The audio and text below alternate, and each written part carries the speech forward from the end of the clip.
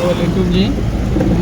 जी इस वक्त हम कलाम में हैं और हम ईगल नेस्ट पे जा रहे हैं। ये पाकिस्तान आर्मी का हट है जो टॉप पे है। कलाम पे जो टॉप है कलाम पे, ये वहाँ पे है। और आप देखे हैं हम 4x4 के साथ और स्नो चेन्स के साथ जा रहे हैं। कम से कम भी यहाँ 3-4 फुट तक बर्फ़ है और मुसलसल बर्फ़ पड़ रही है।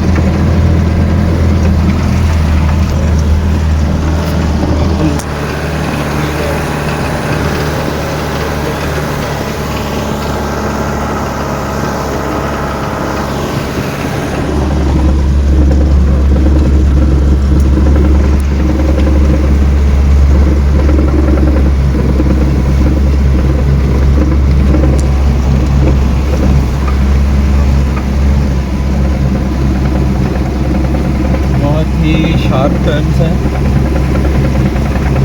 और ये हमारी 3 गाड़ियाँ हैं इस वक्त 4x4 की।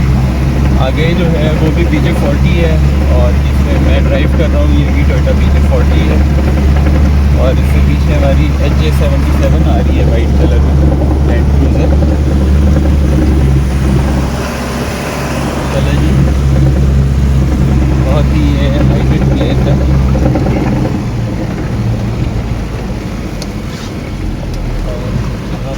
इस वक्त हम